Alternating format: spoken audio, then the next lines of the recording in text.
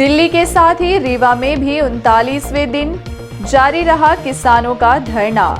संयुक्त किसान मोर्चा के तत्वावधान में कृषि बिल के विरोध में दिल्ली स्थित लंबे अरसे से विरोध प्रदर्शन कर रहे किसानों के समर्थन में रीवा में भी 39वें दिन किसानों का धरना प्रदर्शन जारी रहा। करैया मंडी में 39 दिनों से चल रहे धरना प्रदर्शन में शामिल होने मध्य प्रदेश संयुक्त किसान मोर्चा के प्रदेश संयोजक एवं अखिल भारतीय किसान संघर्ष समन्वयक समिति के सचिव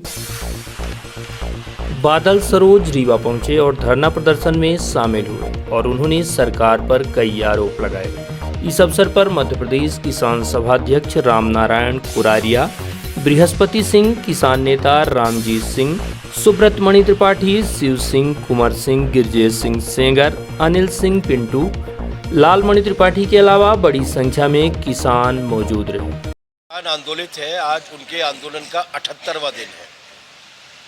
दिल्ली की सीमाओं पर इतने लंबे समय तक कोई भी नहीं बैठा आज तक, जितनी बड़ी तादाद में वहाँ पर किसान बैठे हुए। 208 से ज़्यादा किसानों की इस दौर में शहादत हो चुकी है।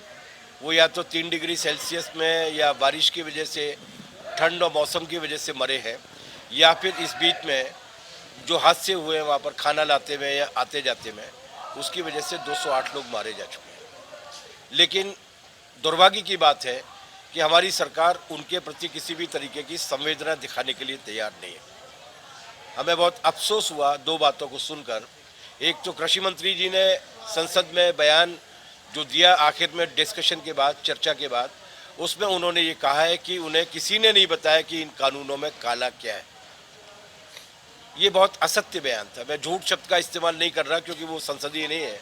ये बहुत असत्य और चौंकाने वाला बयान था। हम लोग उस पर अफसोस कर पाते, इसके पहले ही प्रधानमंत्री जी ने ताली बजाकर और हंसते हुए जो भाषण दिया है राष्ट्रपति के अभिभाषण पर समापन करते हुए, उसने हम लोगों को और ज़्यादा स्तब्ध कर दिया जब उन्होंने भी कहा कि कोई उन्हें ये बता नहीं रहा कि काला क्या है। ये बहुत गैर जिम्मेदाराना बात है। लोकतंत्र में इस तरीके से विमर्श नहीं चलता है। हम उन्हें बता चुके हैं कि इन कानूनों में काला ही काला है। 22 संशोधन तो सरकार लेकर आ चुकी है। खुद सरकार ये कह चुकी है कि हम 2 साल के लिए इसको स्थगित करने के लिए तैयार हैं। इसका मतलब सरकार भी मानती है कि समथिंग इज़ रॉन्ग समवेयर, लेकिन इसके बाद भी वो उस सवाल पर गंभीरता के साथ चर्चा करने के लिए तैयार नहीं है। उनका जो रुख है वो बहुत शर्मनाक है। इस देश में तानाशाह भी रहे हैं। हम लोगों ने इमरजेंसी भी देखी है। बृहस्पति सिंह जी भी जेल में थे, हम लोग भी 20 महीने तक मिसाकी जेल में रहे। लेकिन इतना ज़्यादा अहंकार जो भारतीय संस्कृति में कहीं नहीं पाया जाता। भारतीय संस्कृति की खास बात यह है कि इसने व्यक्ति पूजा का निषेध किया है, अहंकार का निषेध किया है। इतना अहंकार वो भी अपनी ही जनता के प्रति इसके पहले कभी नहीं देखा गया। देश भर में आंदोलन जारी है। सरकार उस आंदोलन के साथ जो व्यवहार कर रही है वो बहुत ही विचलित कर देने वाला है। पहले उन्होंने कहा कि ये खालिस्तानी बैठे हैं। वहाँ पर जितने लोग बैठे हैं, सिंगू बॉर्डर पर तकरीबन 2.5 लाख लोग बैठे हैं। 35 किलोमीटर तक लंबी लाइन लगी हुई है जाम की। टिकरी बॉर्डर पर करीबन 20 किलोमीटर तक लाइन लगी हुई है। 1.5 लाख के आसपास लोग बैठे हैं। शाहजहाँपुर बॉर्डर पे 50-60 हज़ार के आसपास बैठे हुए हैं। गाजीपुर बॉर्डर पे इन लोगों की कृपा की वजह से अब वो 1 लाख तक पहुंच गए हैं। पलवल की बॉर्डर जिसको इन्होंने तोड़ दिया था, वहाँ भी लगभग 50-60 हज़ार के आसपास बैठे हुए हैं। मेवात की बॉर्डर पर 60 हज़ार लोगों की रैली परसों हुई है। कुररिया जी वहाँ पर 2 महीने तक रह के आए हैं। अजय तिवारी जी भी रह के आए हैं। हम लोग खुद देख कर आए हैं कि वो किसान जो बैठा है वो पॉलिटिकल नहीं है, वो राजनीतिक सवाल लेकर नहीं बैठा है। उसका Congress, BJP, CPM, BSP, Samajwadi Party, DMK, Anna DMK से कोई मतलब नहीं है। उसका इस देश से मतलब है। इसलिए उन्होंने बहुत ही योजनाबद्ध तरीके से ये तय किया है। 3 काम उन्होंने किए हैं जो इससे पहले इस आंदोलन में कभी नहीं हुए।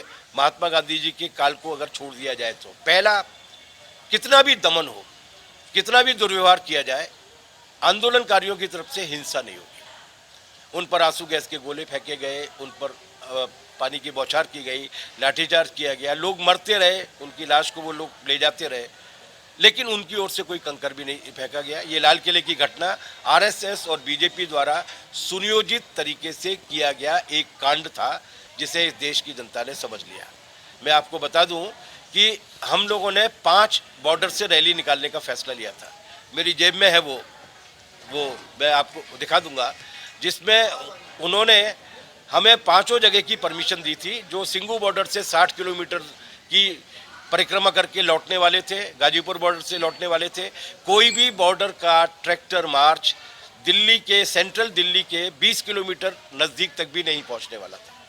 अचानक रात को 25 जनवरी की रात को एक छठवें समूह को उन्होंने अनुमति दी, जो आईटीओ से होकर, सेंट्रल दिल्ली से होकर लाल किले तक पहुंचने वाले की परमिशन दी उन्होंने। और वही समूह था जिसने जाकर वहां पर उत्पात किया। उस समूह का नेता कौन था? उस समूह के नेता का नाम है दीप सिद्धू, जो गुरदासपुर लोकसभा सीट से भारतीय जनता पार्टी के प्रत्याशी, 2.5 किलो के बोझ सन्नी देओल के इलेक्शन एजेंट थे, जिनके फोटो मोदी जी के साथ है, अमित शाह जी के साथ है। इसका मतलब आपने योजनाबद्ध तरीके से किसानों को बदनाम करने के लिए अपने ही लोगों से साजिश कराने की कोशिश की, जो आप जेएनयू में कर चुके हैं, जामिया में कर चुके हैं, लेकिन देश की जनता ने उसको ठुकरा दिया। इसके बाद भी हम लोग आक्रोश में नहीं आए, हम वहीं पर बैठे रहे। ये आंदोलन पूरे देश भर में फैले हुए। अभी हम लोगों ने ये तय किया कि हम महापंचायतें करेंगे, और उन महापंचायतों से हमारा ये लक्ष्य है कि आने वाले 15-20 दिन में हम कम से कम 20 करोड़ किसानों की भागीदारी उस महापंचायत में कराएंगे। 20 करोड़ किसानों की। और इसीलिए हम गांव-गांव जाके 5 गांवों में, 50 गांव में, और अभी तक जितनी भी महापंचायतें हो रही हैं, मध्य प्रदेश में महापंचायतों का सिलसिला 3 तारीख से शुरू हो चुका है, जो पूरी की पूरी फरवरी तक चलने वाला है। हमें पूरा विश्वास है कि कम से कम 40-50 लाख के आसपास किसान सीधे शामिल होंगे उसके अंदर। ये राजनीतिक लड़ाई नहीं है, ये बहुत ही जायज नागरिक लड़ाई है, जो देश की जनता को बचाना चाहते हैं। किसान की खेती जाएगी, किसान का व्यापार जाएगा, देश के नागरिक की थाली जाएगी, और केवल चंद 5 या 7 कंपनियों को मुनाफा होगा, जिनमें से एक अडानी की है, एक अंबानी की है, एक मॉन्सेंटो है, एक कारगिल है, अमेरिका की कंपनियां हैं। हम मोदी जी से प्रार्थना करना चाहते हैं कि राजनीति बाद में कर लीजिएगा, इस देश को बचाइए। देश का किसान इस वक्त देश की लड़ाई लड़ रहा है, इसीलिए हम राजनीतिक भेदभाव से ऊपर उठकर इसको केवल किसान संगठनों का आंदोलन बनाना चाहते हैं, और सारी राजनीतिक, सामाजिक, जन आंदोलन की शख्सियतों से अपील करना चाहते हैं कि इस वक्त वो आए। 2-4 महीने के लिए उनके झंडे अगर दफ्तर में रखे रहेंगे तो कुछ बिगड़ने वाला नहीं है। हमारा झंडा केवल एक होगा, और वो होगा राष्ट्रीय झंडा, तिरंगा झंडा, और उसके बाद किसान आंदोलनों के झंडे। कोई राजनीतिक झंडा नहीं है। हम इस लड़ाई को लड़ चुके हैं। आप पूछे, इसके पहले मैं ये बता दूं कि मोदी जी के अहंकार को और सरकार के रवैये को, और इतने दिन हो गए हैं, 78 दिन हो गए आज, इसके बाद भी क्या इस आंदोलन का समाधान निकलेगा? तो मैं आपसे केवल एक ही वाक्य ये कहना चाहता हूं कि या तो मरेंगे, या कृषि कानूनों को रद्द करा के घर वापस लौटेंगे, उसके पहले घर वापस लौटने वाले नहीं। ये है कुल मिलाकर इस आंदोलन की कार्यनीति। हमें बहुत आश्चर्य हुआ, बृहस्पति सिंह जी हमारे बीच में बैठे हुए हैं, हमारी उस पुरानी पीढ़ी के, जिसको देखकर हम लोगों ने राजनीति सीखी है, शास्त्री जी से लेकर प्रेमलाल जी मिश्रा तक, और भी बहुत सारे लोग रहे हैं यहाँ पर। उनकी पीढ़ी के एक बड़े नाम हैं। क्या ये आंदोलन जीवी हैं? अगर इस देश में आंदोलन नहीं होते, अगर इस देश में लोगों की लड़ने की क्षमता नहीं होती, जो विंध्य प्रदेश में खासतौर से हमेशा रही है, तो क्या ये देश बच पाता? वो आंदोलन जीवियों का मजाक उड़ाते हैं। और मजे की बात यह है, आश्चर्य तो देखिए, हमारे यहाँ एक कहावत है, पता नहीं यहाँ है कि नहीं, कि सूप बोले तो बोले, चलनी बोल उठी। वो नरेंद्र मोदी जो अन्ना हजारे के फ्रॉड आंदोलन की दुम पकड़ के दिल्ली की राजगद्दी में पहुंचे हैं, वो नीतीश कुमार जो एक नकली आंदोलन में, एक असली आंदोलन के नकली नायक थे, जयप्रकाश नारायण जी के आंदोलन के, वो सरकार में पहुंचे, और अब वो बयान दे रहे हैं कि कोई आंदोलन करेगा, चक्का जाम करेगा तो नौकरी नहीं देंगे, ठेका नहीं देंगे। ये जो तानाशाही की बू आ रही है, उस तानाशाही को इस देश की जनता बर्दाश्त नहीं करेगी। तो ये दरअसल देश की खेती किसानी, देश की आत्मनिर्भरता और देश को संभावित गुलामी से बचाने का संघर्ष है, जो किसान लड़ रहा है। बहुत खुशी की बात है कि सारी सेंट्रल ट्रेड यूनियंस ने इस आंदोलन को समर्थन देने का फैसला हुआ। जिस दिन हम लोग दिल्ली में थे कुररिया जी के साथ ठंड में, उस ठंड में सबसे ज़्यादा आश्वस्ति और गर्मी देने वाली बात हमारे लिए ये थी कि जब हमको ये मालूम पड़ा कि सैकड़ों की संख्या में सीमेंट कारखाने का मजदूर भी किसानों के साथ में आकर बैठा है। हम सारे मजदूरों को, कर्मचारियों को भी यहाँ पर लाएंगे, क्योंकि ये राजनीतिक लड़ाई नहीं है, ये देश की जनता की लड़ाई है। आप सब साथियों ने बहुत सहयोग दिया है। यहाँ पर कवरेज बहुत अच्छा मिलता है। आप लोग इस सवाल को लोगों के बीच में रखते हैं, इसके लिए आप लोगों को विशेष तौर से धन्यवाद। क्योंकि बाकी जो अडानी साहब का मीडिया है या अंबानी साहब का मीडिया है, उसे किसान नहीं दिखते, किसान का हलवा दिख जाता है। गाजर का हलवा खा रहा है किसान, और पता नहीं क्या वो नई नई चीज़ें हैं, खीर खा रहा है किसान। अरे इस पूरी दुनिया को जो किसान खिला सकता है, वो अपनी मेहनत की कमाई से खा भी सकता है। वो पुर्तगाल के 11,000 रुपये किलो के मशरूम नहीं खा रहा है, वो काजू के आटे की रोटी नहीं खा रहा है, वो अपनी ज़मीन पर पैदा हुआ अनाज खा रहा है। उसको देख के भी तकलीफ हो रही है।